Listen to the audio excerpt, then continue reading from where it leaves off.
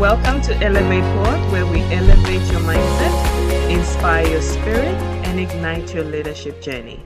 This podcast is brought to you by Elevate Leadership Services. My name is Pearl. And I'm Chiwo. We are the co-founders of Elevate Leadership Services and the hosts of ElevaPod. The ElevaPod is dedicated to inspiring and empowering listeners. We focus on minorities and immigrants. We offer valuable tools, resources, and pathways to foster personal and professional development. Thank you, Pearl. Today, we are delighted to interview Dr. Angela Zivo Gapa, who will share her journey, her thoughts, her insights, and her experiences from Syllabus to Screenplay, finding purpose in film.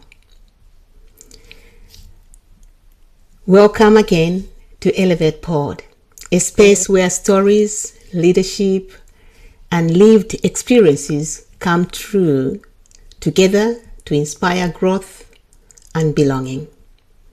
Today's conversation is especially meaningful for anyone who ever looked at the world and wondered why things are the way they are, or felt called to understand global issues more deeply.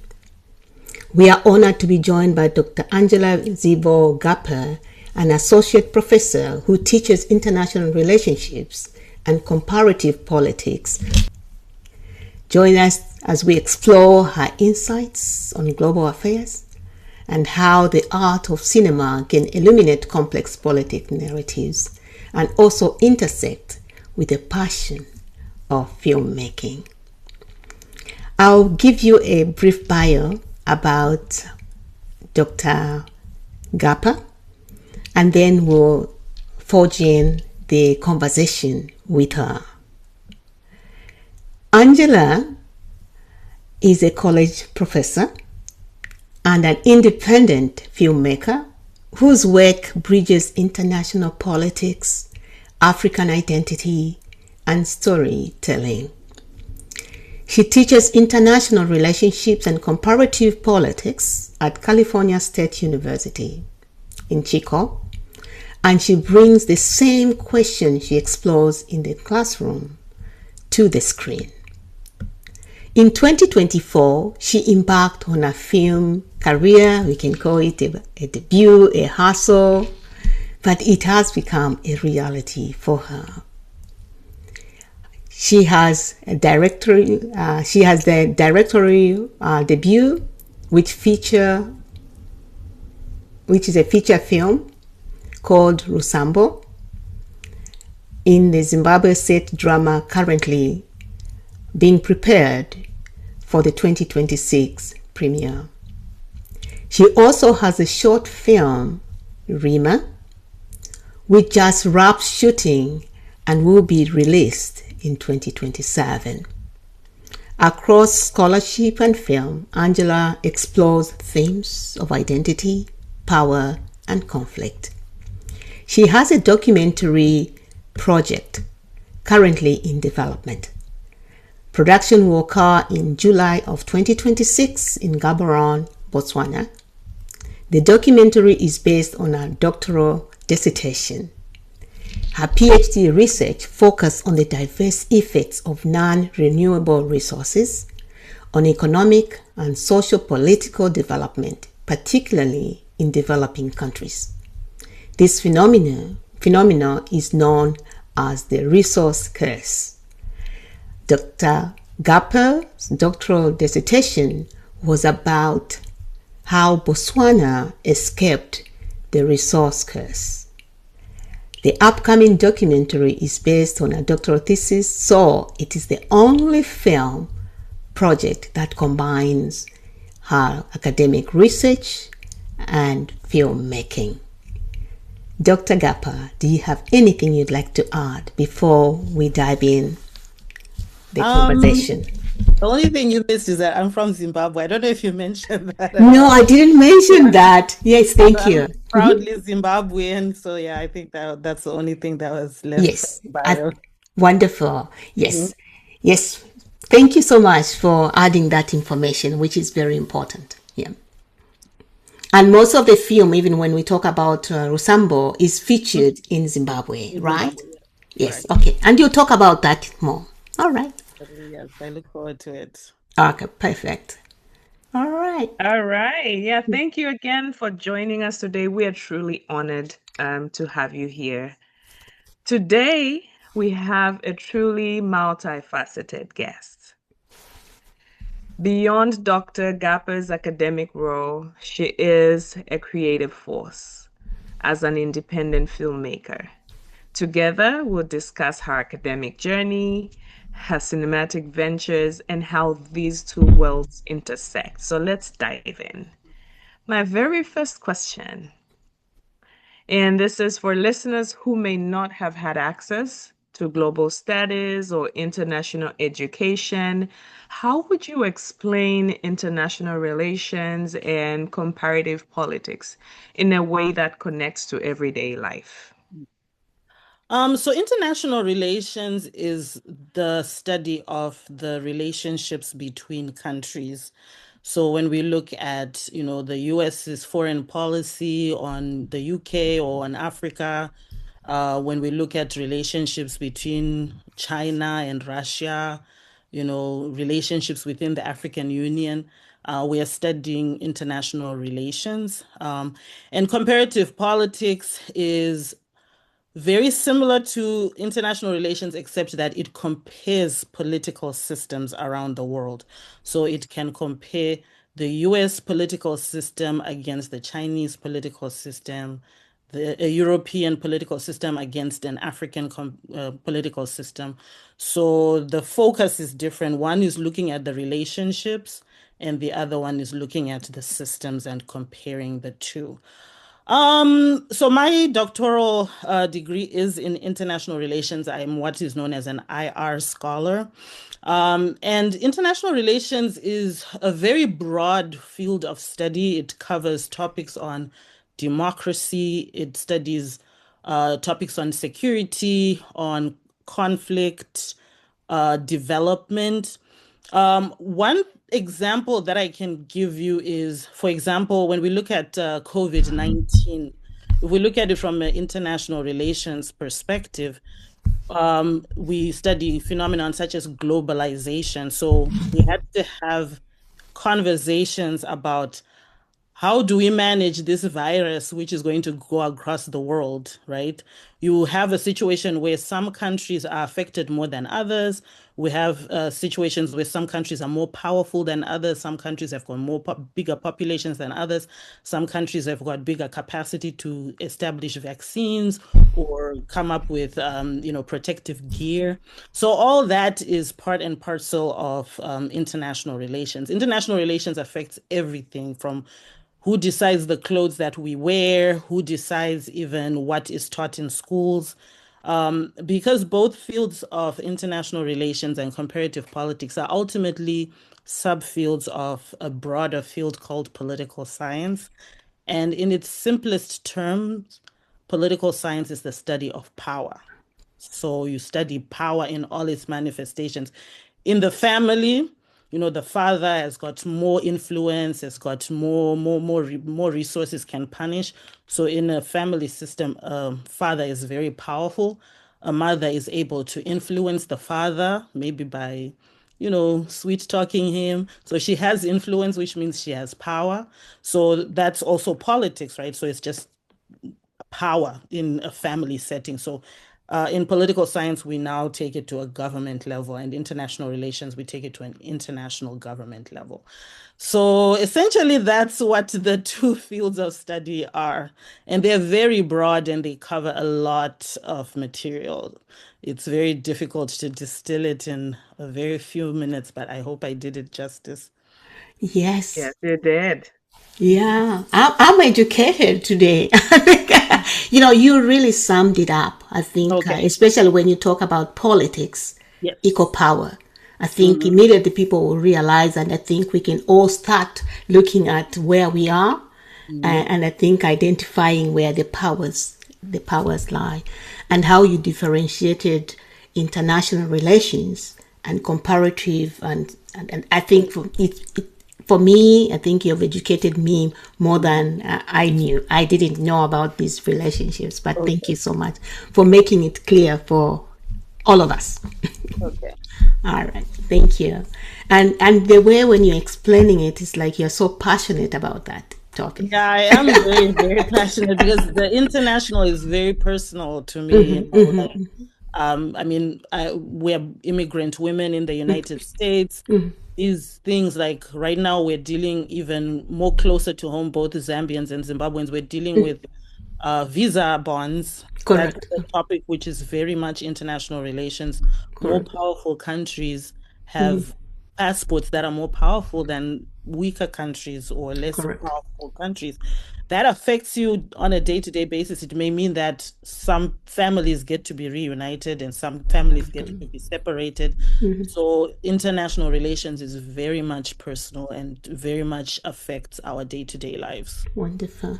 And I think you lead me to the next question because that question mostly talks about what experiences for you, both personal, cultural, education, that have shaped your decision to pursue the career in international relations and comparative studies, that Okay. what you teach, and how did your own background influence the questions you study and continue to pursue in class or outside today? Okay. I wish I had a long drawn explanation as to why I studied international relations, but I think that, as a human being, you're the sum of multiple experiences. But one of the earliest experiences I can trace back to is I think I was 7 years old. So in Zimbabwe, I was watching this Christmas special.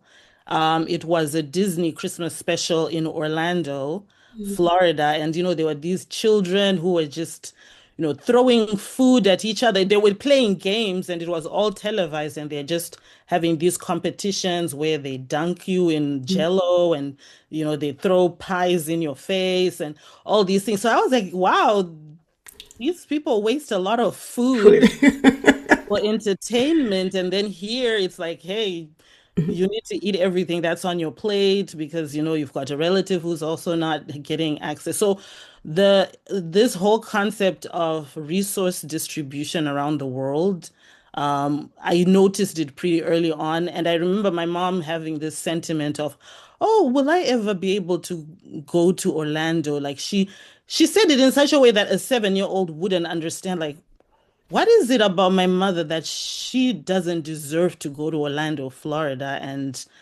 these kids there? I mean, aren't we all the same? So I think from that young age, I had this curiosity. I had this knowledge about we don't have access to the same things. Another thing, going because I think we just came from the Christmas season, Santa Claus. The fact that you watch all these Christmas movies for children and Santa Claus goes to every kid's house and not to the kids in Africa.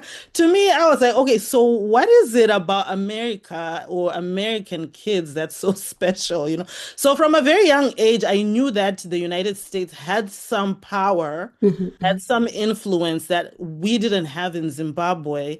I just couldn't articulate it. And another thing was that I was one of those kids. I don't know if you ever go on TikTok where a kid is able to name all the state capitals and Correct. able Correct. to tell you all the capital cities of countries and have a globe. I was a genius when it came to, Memorize. geography. I knew Geography. which countries bordered which one. So I'm very spatial in the way that I think. So I think from that early stage, it just fed my curiosity. So questions of unequal economic development. They weren't fully formed, but I think those were some of the formative years where I did make those, I did notice those things. I will say that my academic background took a tangent. I did mainly hard sciences for my high school and A levels. I did math, biology, and chemistry. I thought I was going to be a pharmacist, but ultimately I enrolled in a bachelor's degree in environmental science. Environmental science, one of the things that they did at the school that I went to, which is the National University of Science and Technology in Bulawayo in Mm. Zimbabwe, was that you have a third year internship where you spend the whole year working. And my very first job was at an international organization called IUCN, which is the International Union for the Conservation of Nature. This was the regional office in Southern Africa, and Mhm. the headquarters are in Switzerland. Okay. So from that internship, this was in my early 20s, I noticed that they gave the donor agencies gave money, Mhm. Mhm. but the way the money was used was never really trickled down to where we wanted it to go. So it's like, oh, we have this environmental issue, this soil erosion, this, land that's being degraded, and they would give you, okay, we're giving you this grant for this amount of money, and it never really benefited the communities in a long-term way.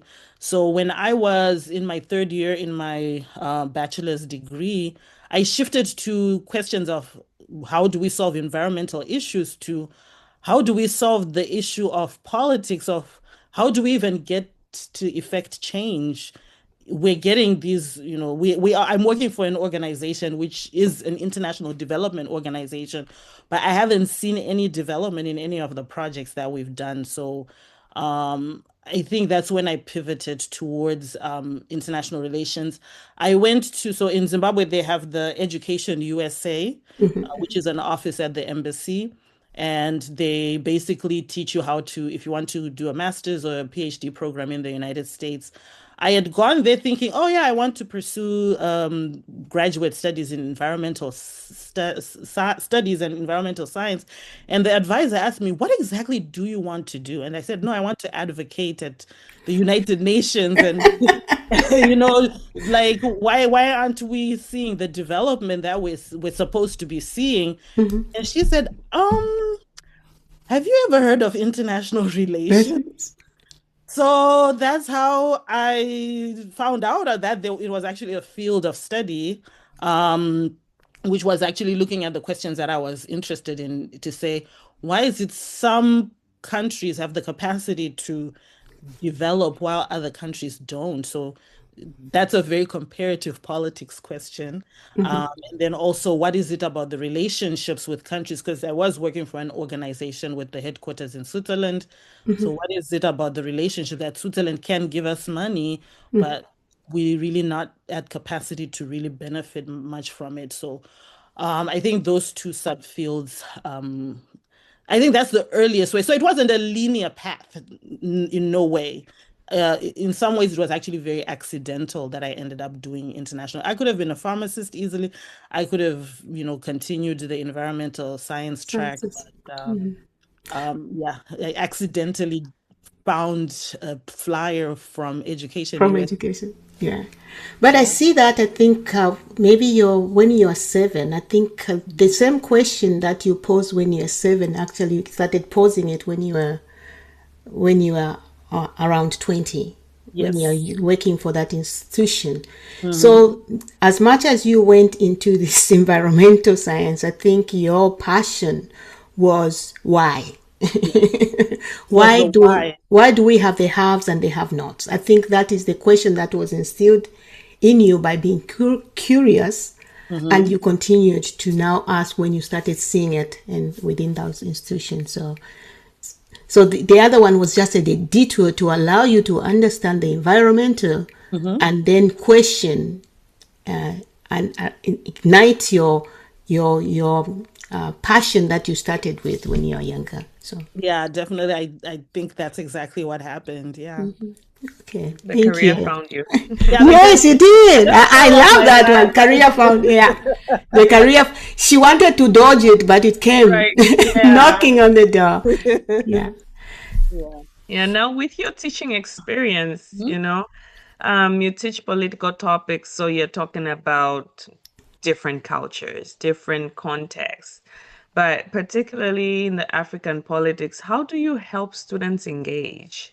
with curiosity, humility, and openness rather than assumptions. I believe there's a lot of assumptions Yes. about what is and what is not. So, how do you help them engage with openness rather than just making assumptions? That's a very interesting question, and the way I will answer this is that like as you can see how my brain works, I'm very curious about the big questions here. It's like, okay, let's not focus too much on the nitty-gritties, but what is ultimately what are we trying to do? So there's a method of teaching known as the Socratic method. It's by this philosopher Socrates. So essentially Socrates. it's just asking more in-depth, more reflective questions to students. I can give you an example. So I will be teaching American government, and the way I teach American government is the way I teach international relations, is the way I teach African politics, is the way I teach comparative politics, is that what ultimately are we trying to do? Okay, so because of the discipline, so things like development are important, things like democracy are important. But what exactly does it mean to be democratic? Because it could mean different things. In the UK, it means something different. In the United States, it means something different. In South Africa, it means something different. So by interrogating these terms and these assumptions, like democracy is one of those things that you can ask globally, and there's global consensus that yes, we want development, yes, we want democracy, but what does it look like? So one example that I use in my classes is I show a clip of a person who is homeless, right? Mm-hmm. So democracy is it means the will of the people, and in order to measure it, you measure what are known as freedoms. Mm-hmm. So freedom is a proxy for democracy, sorry. So I show a video of a homeless person, and my question is this homeless person free? Mm-hmm. So this opens up a discussion normally where it's like some students, yeah, he is free. He's able to get a job. He's able to, get housing. But then there are some who say, but he doesn't have the opportunity. So how can you say he's free? He needs a place to stay in order to rest. He needs, some food, some shelter, some clothing, some basic needs.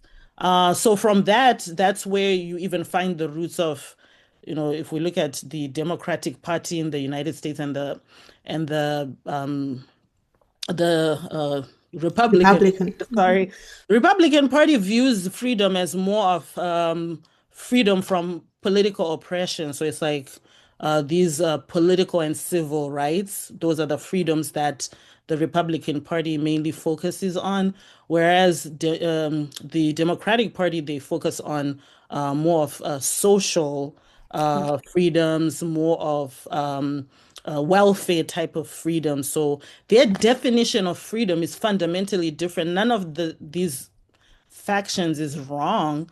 It's just that one defines freedom as, an obligation from a state to not infringe upon your choices, and the other side is that freedom is given to people by the government through welfare, through education, through housing.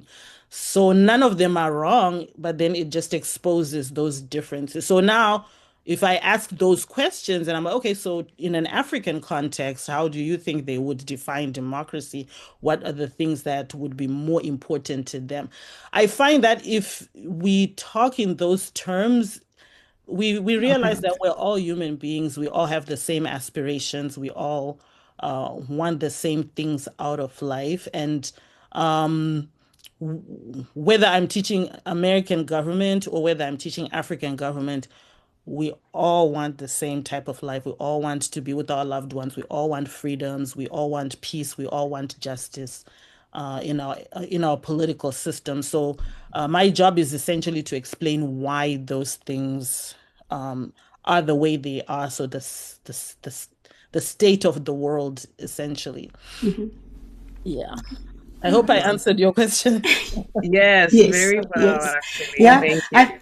I think I like the way you, yeah, Yeah. it's like you allow, whenever that question, you allow the students Yes. to have the freedom to speculate and to think broader than you giving them answers, sometimes spoon feeding them. Yes. So you're allowing them to develop, to really look at each and everything, especially when you give them, here is a homeless, what can you say about them? Yes. Right?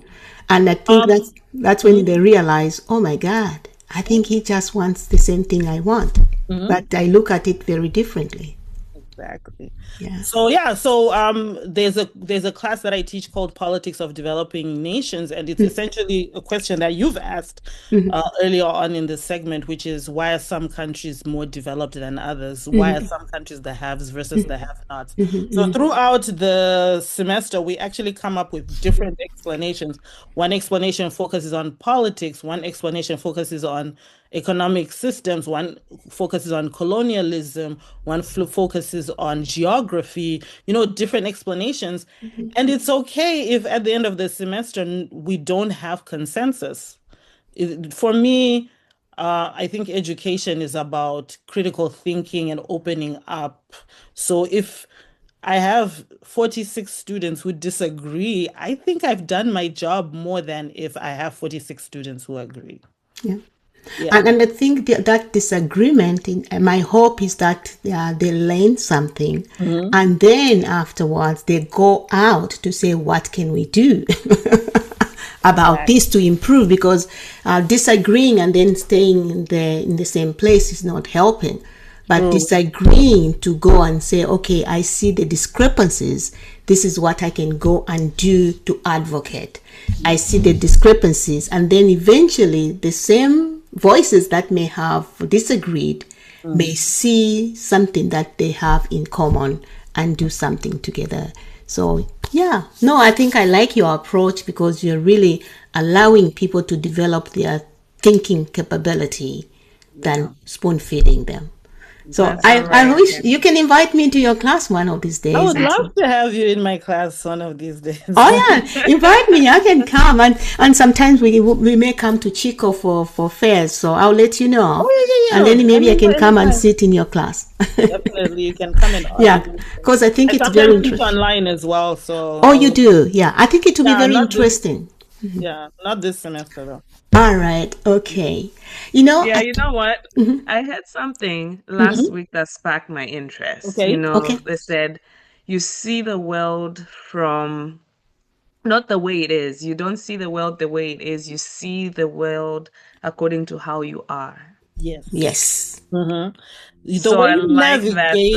The 46 perspectives. You can never have one exact perspective. So I like that. It's not about that one agreement, but the richness in the different perspectives. Yeah, because our collective experiences are very different. Some people came from, families which are broken up. Some people from, very conservative families. So we're all going to navigate through the world very differently.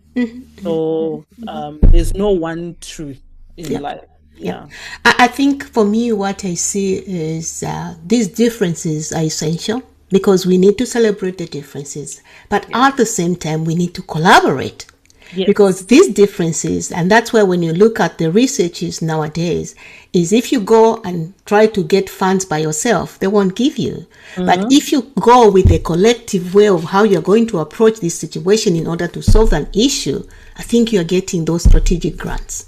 And I hope, with all these differences that you bring into your class, I hope they can do the same thing and use them collectively. I think I really love it. I really love it. Okay.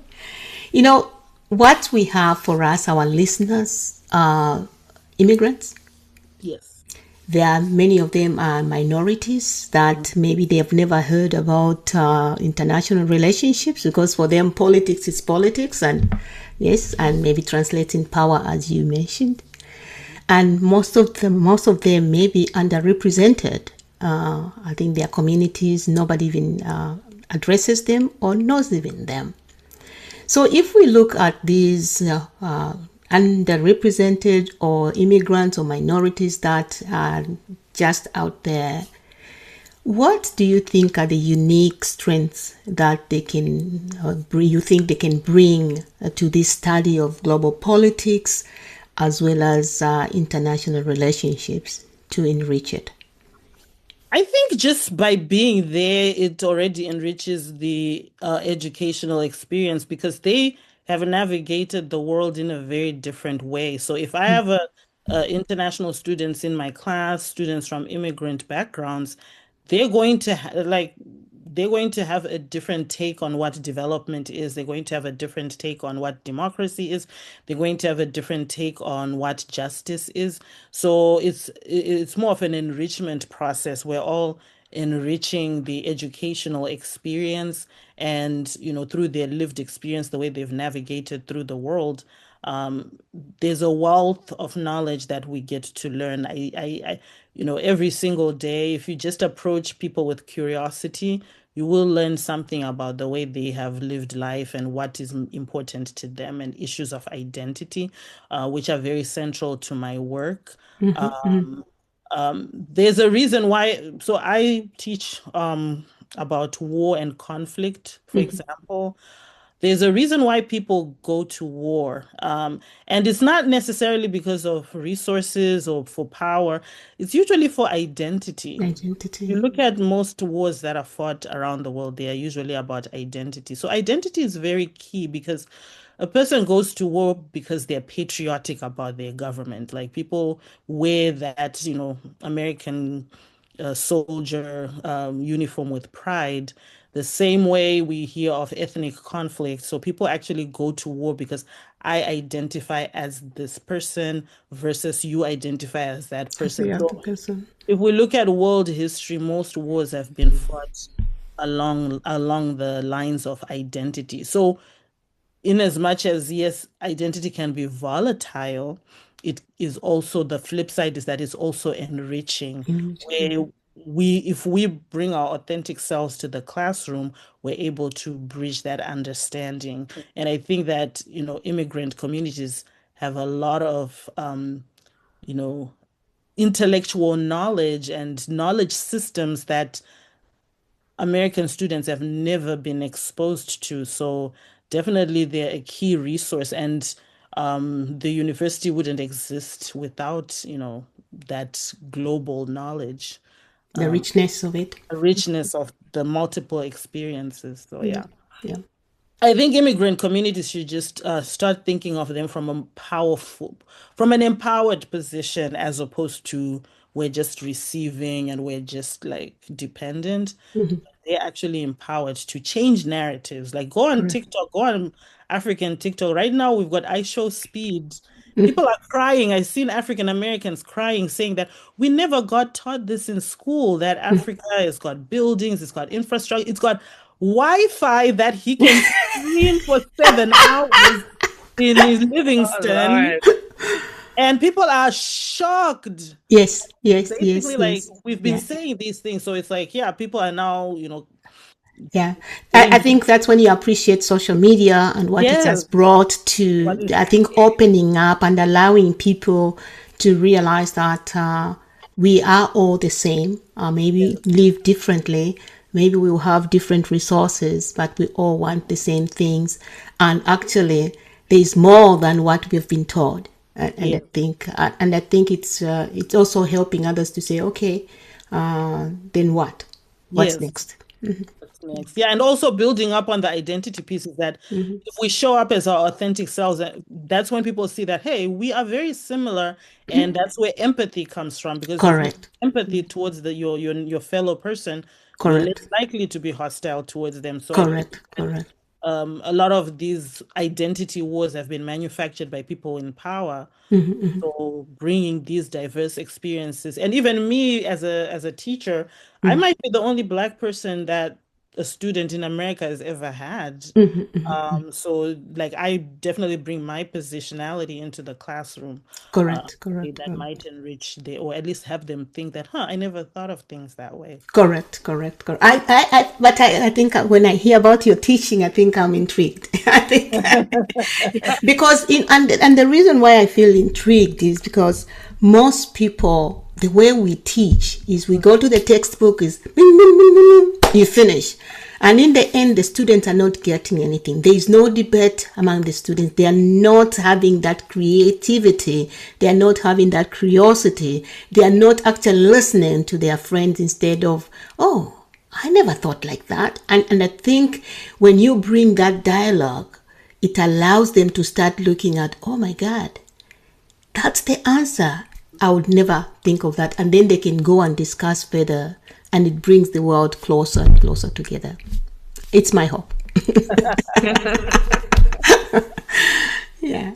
Well, this information is so rich. Yeah. I've gained so much insight already. I would love to keep on this topic. However, like I said earlier, we have someone that is so rich in information, such a powerhouse. Yes. So let's channel it to the other thing that we would love to know about. So the storytelling, the film, the industry, aside from being a professor. So my question with that is, what experiences or moments helped you realize that storytelling through film was a Mhm. passion you wanted to pursue seriously? Okay. How did we get there? How did we get there?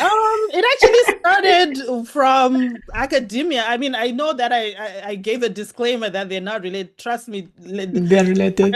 I'll take you through the journey. Okay, so in 2022, I received tenure. You may be familiar. Yeah, thank you. The tenure is basically a system that after a couple of years, usually 6 years of being an assistant professor, a professor comes up for tenure, and it's mainly there for people to have academic freedom. It was a system that was created so that people can speak freely and engage in research in a way that they don't face persecution or they don't get, to lose their jobs. So tenure comes with job security for life. So I'm very proud to have tenure. So that's when I was promoted to associate Congratulations. professor. So at that time, I had written a book. I had just written a book, and California State University, Chico, which is where I work, is a teaching institution. So research, in as much as it's important, it's not as emphasized as it is if I was at a R1 institution like the UC system. So at the time, I was exhausted. I just published a book, and I was like, do I want to keep publishing books all my life? Like I now have this academic freedom. I now have this job security. What's next in my life? I attended a conference December of 2023 in San Francisco, and I went to a panel about organizations in the Bay Area for Africans. One of the people who was on that panel was the festival director for Silicon Valley African Film Festival. So I approached him and I said, hey, I show films in my class all the time. I show documentaries in my class all the time. I would love to find out more about your festival. Then he says, oh, please come to the festival. But at the time, I was like, no, I thought festivals are those things where celebrities wear all those red carpet clothes. So me go to a film festival? So he was like, no, no, no, you have to just come and experience it. So I was like, okay, whatever. And then I ended up volunteering. I was like, oh, I live in Chico. I can come, and volunteer for the program. So I volunteered the first year, changed my life. It changed my life. So a film festival is essentially the first stop when a film is made. This is the first audience that watch it. What is it? So African film festivals were mainly created because Hollywood wasn't creating African films or black or amplifying black voices. So there are film festivals which are just for African film. And I was like, I've never seen anything like this. Seeing myself on screen, I would cry watching the films because it's like it was an experience that I had had, and I'm seeing it on the big screen. And I was just moved. That whole weekend, I watched a film from Uganda called Makula. I watched a film by a Botswanan filmmaker called For Them That Pray. I watched Memories of Love Returned, like so many films that I watched that weekend, and I was so touched. So when I came home, I was like, what am I doing? Like, I have this privilege and I have this academic freedom to do whatever I want. So initially the plan was the documentary, the Botswana documentary. It was in my comfort zone that I was going to do a documentary. Of course, you're an academic, you're going to do a documentary. So I started working with the lady from Botswana so that we could, produce a documentary together. And at the time, we applied for a grant. That was in October of 2024. The grant was only to be announced in March of 2025 whether I got it or not. But during that time, we kept on having these conversations about film, and I realized that what resonated with me was not the documentaries, it was actually the The feature film. films and the short films. So she was like, "Well, you're curious. I mean, you've written books, you've written academic articles. Of course, you can write. Have you ever thought of writing creatively?" So I was like, okay, you know what? I have nothing else to do. Let me write a script. So I wrote a short script.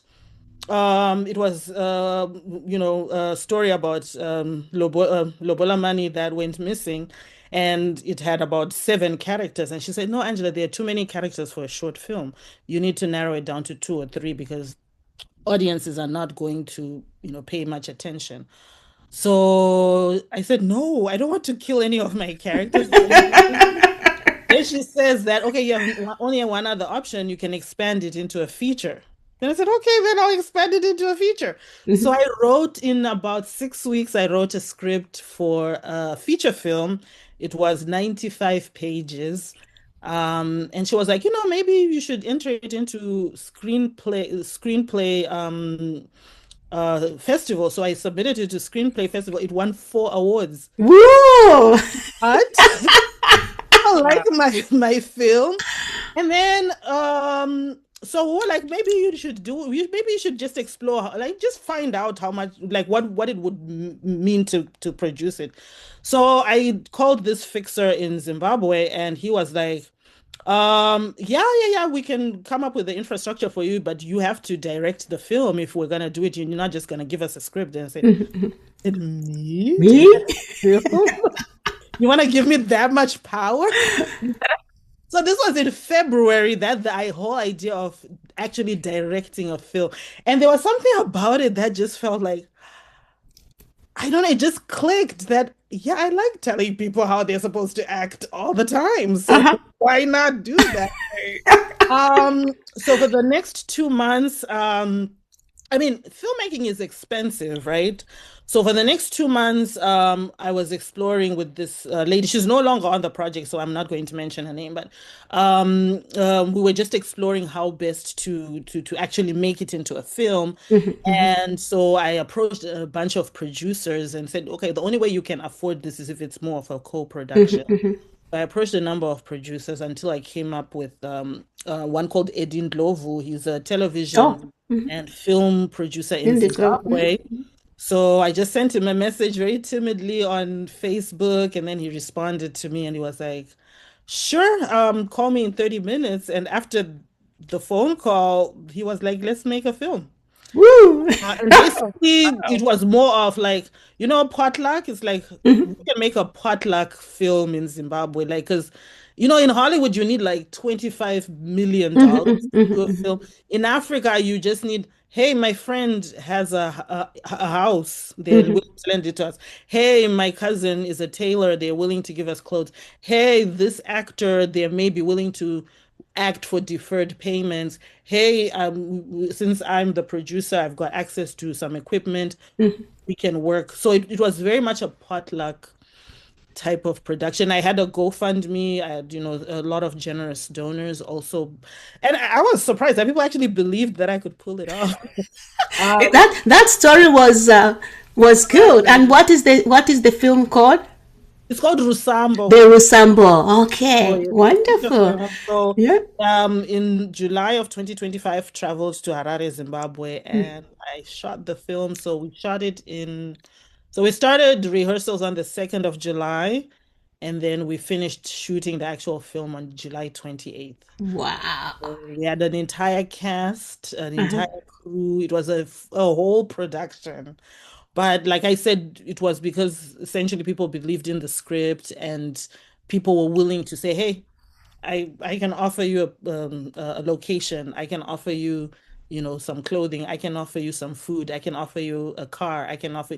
So I wouldn't have done it without. Without the support. Yeah, and I think we were talking earlier about how immigrant communities can teach the world. Like this is one way to make a film. It's like work with the community The that you community you have. Yeah. exactly. So, Wow. yeah, so that's how Yeah. oh, and then in the meantime, in March, I ended up getting the grant for the documentary, but Oh, at the wow. time, I had already gained so much Yeah. momentum.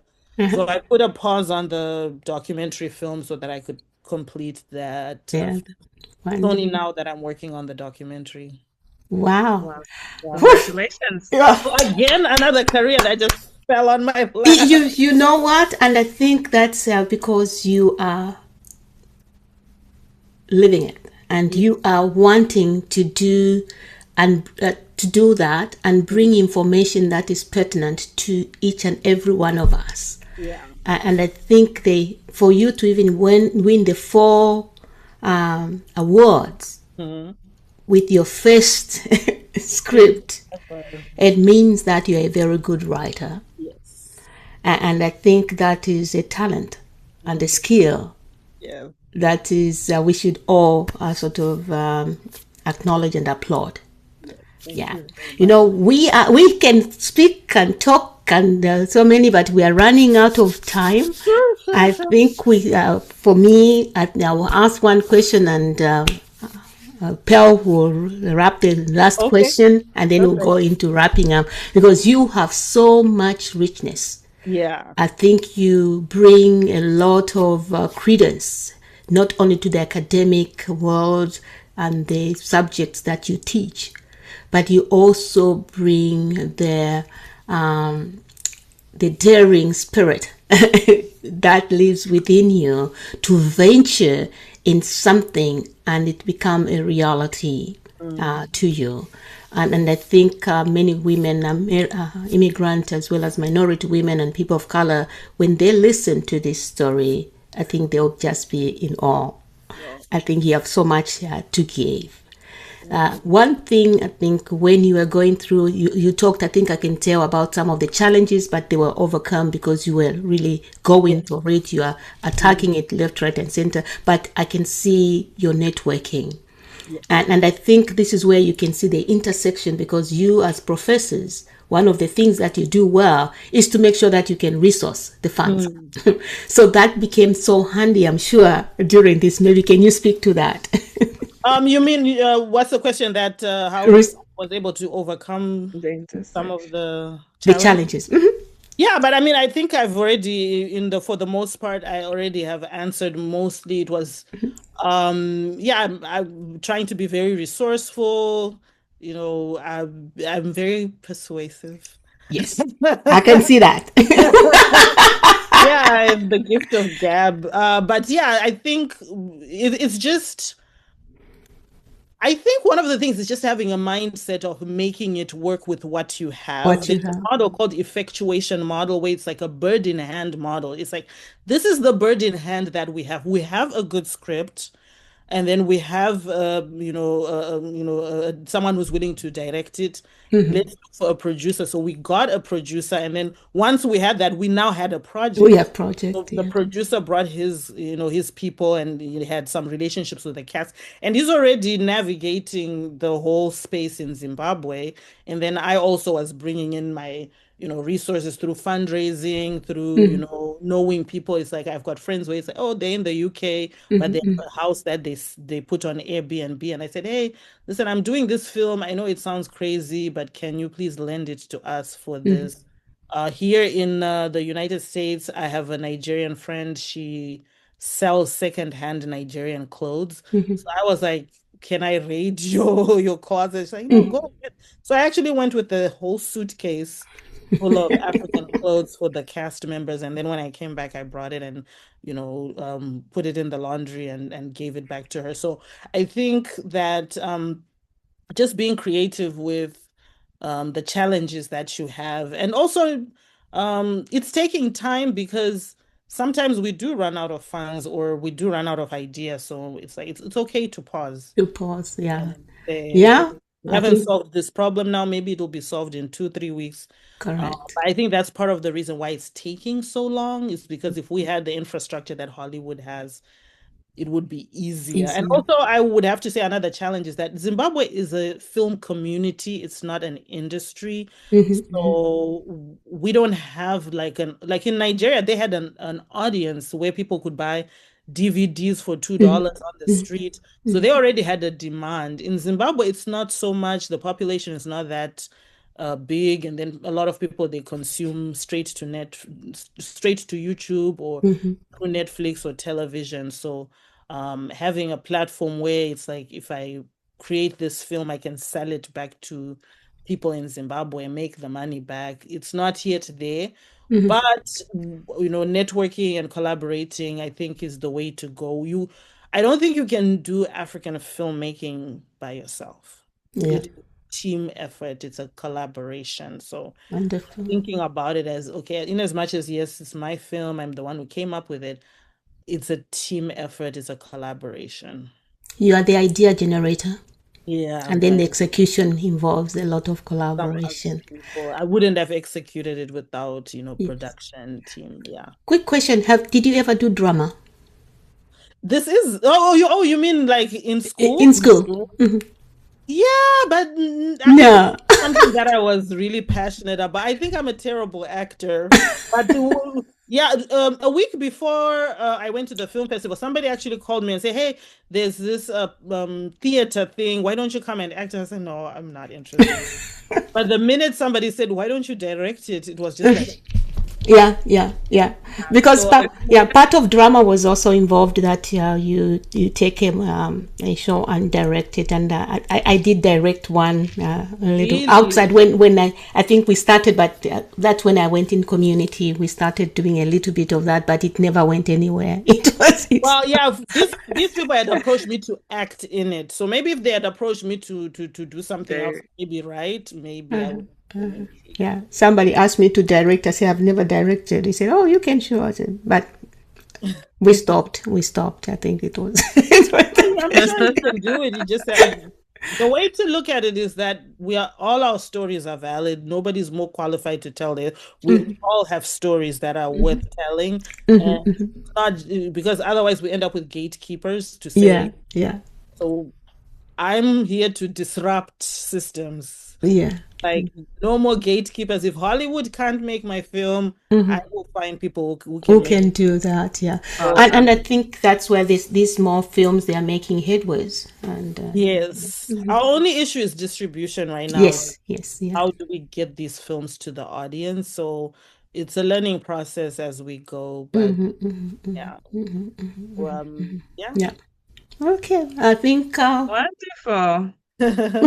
Well, the last question for me Yes. is just not sure, not necessarily a question, but for aspiring Mhm. filmmakers from immigrant and or underrepresented backgrounds, what advice could you give, or what do you wish someone had told you earlier? And maybe when you're Oh, done with that, just share with us when the film will be available, how people can access it. I yes, think the best thing is just create, just write. If you're a writer, just write. If you're someone who wants to direct, just source other people. So before I went to Zimbabwe, I'd never been on a film set before. So I went on a Chico film group, and there were these student filmmakers who were actually doing a short film. I sent them an email and I said, "Hey, I'm looking for some. I've never been on a film set before, but I'm going to be directing this film." Then they said, "Sure, why don't you come and be an one of the assistants." assistant director. So I went there. It's a 16-minute short film. My first IMDb credit was a student film, a short film. But then just being on set, educating yourself. There are a lot of things online where it's like you can find filmmaking communities, actor communities. They're mainly volunteer positions. So if you like, and filmmaking is not just the writer or the director or the producer, it's the sound person. There were people who were like, oh, they're so technical, they like the sound. They're editors, people who just want to be editing. The They lighting. lighting people, there's the The cinematography voice. people, the sound design people, the score, like if you're a musician, the person who like music brings out the emotion in the scene. So we're all filmmakers who focus on different things. So it's either you're someone who's passionate about writing. You can have a writer who's different from the director, who's different from the producer. You come together and And you you produce. so I think my advice is just create. Your voice is valid. You don't need a qualification to be a filmmaker. I mean, you may need some qualifications to make a big film, but independent filmmaking, you can make a 1 minute film that really captures people's hearts and minds and And you put it on Zoom. yeah, you put it on YouTube, put it on YouTube. YouTube, put it on Yeah. TikTok. And it's a story, it's a film, yeah. It's a film. It's just a visual medium to tell a story. So they're all films, yeah. Okay. So I think maybe one of the things maybe you can tell our audience is how have you meshed this thing, academia and film? Maybe the last parting words from you. Um, I mean, that's a difficult question to answer without exposing the amount of privilege that I do have. Like I mentioned, I do have tenure, so Yes. it does free up my time to explore things creatively. I'm also in a situation where I've been experienced teaching, so I've taught the same classes at least 14 times at this point. So my course preps, I don't have to prep as much. I can essentially just go into a classroom and start teaching. So I think that freed up a lot of my time where it's like, okay, you can, explore these other creative endeavors. And like I said, I mean, I also do come with a wealth of knowledge.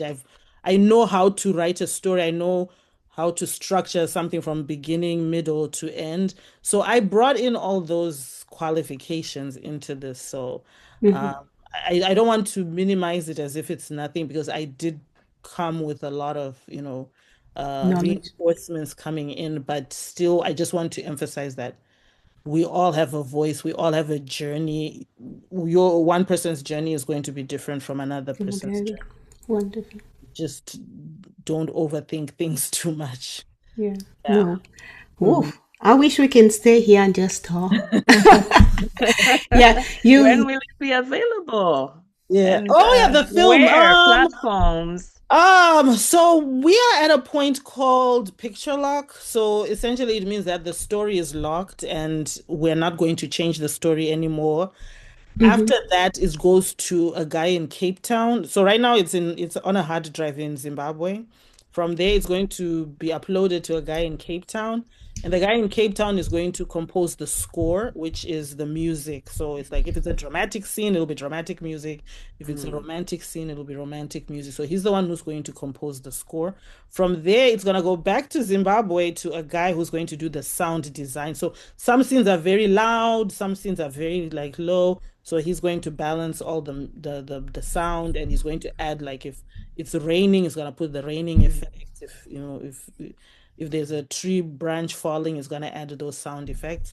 And then after that is the final thing, which is known as color grading, where you add more color to the. Then once that's done, then we have a film. So for now, we're looking at the film being premiered maybe July, August of 2026. Yeah, fingers crossed, knock on wood. So July 2025. But I will let you guys know if there's a film Please. in Sacramento or Yeah. Let us know. the Bay Area that we can, because I think this is the type of film where you need to watch it on the big screen. Yes. And we'd love to just come along with you. Yeah, so I think we're trying to format it for the big screen. So Yes. Yes. Okay. Yeah. We'll invite a lot because it will be wonderful to watch it. really watch it. Yeah, no, I appreciate the support and yeah, thank you guys. Yeah. All right. So do you think it will also be on, beside the big screen? I hope it can come to other forums that people can watch afterwards. So depending on the film festival, so I just like academic articles, if it doesn't really have much of an audience, are you gonna publish it or not? So that type of thing. It goes, okay. That will be outside my Your control. control, okay. Yes, All so it will right. be more about the audience. So if we build an audience, I think just, word of mouth, I can send updates to you guys, to shout out, the film on the podcast in the future. Maybe that might be a way Absolutely. to build an audience. All Yeah. right. Okay, thank you. Thank you. So we've come to the end of the podcast. I think due to time, I wish we could just continue engaging because there's so much richness in what you're doing. But I see your curiosity, your passion, and just your engaging, how you engage others. I think it shows and it tells about what you do. And as a teacher, professor, teacher, I think your students are lucky to have you for Oh, sure. thank you very Yeah. much. I appreciate that. So thank you for tuning in, for coming to add value to our audience at ElevaPod. And it's really a pleasure to have you, Dr. Gapa, to share your expertise in international relationships and how you actually deciphered or diluted it so that we can know what it is, what you teach, and how we are involved in it. And You thank you should. so much for having a platform like this where, you amplify voices like ours, because, finding a platform where I can even talk about these things is very limited. So thank you so much for creating this platform for immigrant women. No, thank you so much for just being able to add that to the community that we serve, because this information will help another person who is wanting to either go in international relationships or going to filmmaking. You can be a very good resource for them. If you've done it, they'd see that they can also do it. So let me shout out my Instagram. So if someone wants Yay! to follow the story, they can Absolutely. follow at A Film by Angela Zivo on Instagram. So A Film by Angela Zivo on Instagram, and on Facebook it's Angela Zivo Gapa. So you can follow me for updates on my social media. I'll keep them updated on what we're up to and where in the production process we are. Wonderful. So we see how it interplays between politics and film, and that they so intriguing and very crucial for us to understand the global dynamics. So until next time, keep Thank questioning, keep you. exploring, keep engaging with the world you are in or around you, and let's remain committed to understanding the complexities of the global landscape that we live in and in empowering ourselves through informed dialogue as we had today. Thank you, everyone, for tuning in today. As we navigated the connections between international relations and the art of storytelling, we highlighted the vital role that diverse perspectives play in both understanding global dynamics and also crafting meaningful narratives in film. Your voice, as we have learned today, especially if you come from an immigrant or underrepresented background, your voice adds richness to these conversations. As storytellers, as scholars, we have the responsibility to challenge assumptions and to uplift the voices of those who are often overlooked.